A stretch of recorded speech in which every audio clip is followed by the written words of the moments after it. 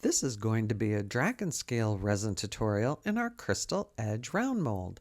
I'm using Artline Honey Resin again, some great resin they sent me to try out. And this one I'm going to be using Fun Shine Color Shop mica powders in Twinkling Forest Mica and Sparkle Miners Gold. And I also have some Ex Micropearl and then whatever glitter that was, glitter Hippo, Holo, Mylar Flakes as good as gold.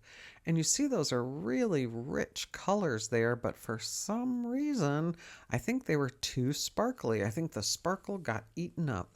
Anyhow, I waited until the resin was about 31.5 degrees Celsius to pour, and I'd mixed up 9 ounces of the Artline Honey Resin, which is a medium viscosity resin, and then you just puddle pour.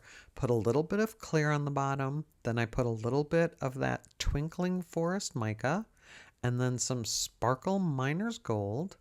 And wait to see what I did in here. If you haven't seen the short for this or our reel on Instagram, you have to see how Kevin edited my mistake in here. It's pretty funny. I had to keep watching the short over and over again because I was laughing so hard. There I'm pouring in the rest of the green. And as you see, I dumped my stick in there. He made this very funny in the short, so you'll have to check it out. I'll put a link below. Everything was fine. So I put the rest of the green in with the stick and removed it, the rest of the gold, the rest of the Ex Micropearl, and then the clear. It's pretty simple. It's like a ring pour in acrylic pouring.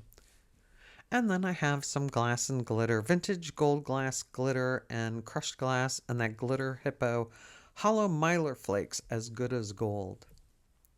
And this looked like it was working, but what I found with certain mica powders that are very sparkly, I don't know what is in these that make them this sparkly, but it seems to drop the sparkle, and for how deep this green is, completely lost the green on the final cure. I have no idea where it went to. I thought the green was going to overtake the gold, but it was the other way around. So there's a little bit of a time lapse seeing it cook up on itself. I do notice with this resin that I get tiny little micro bubbles on the back when it's curing. I have no idea. I don't get that with other resins.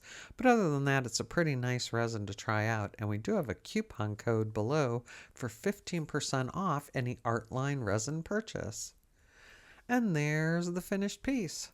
See how the green has virtually disappeared or just blended in with the gold?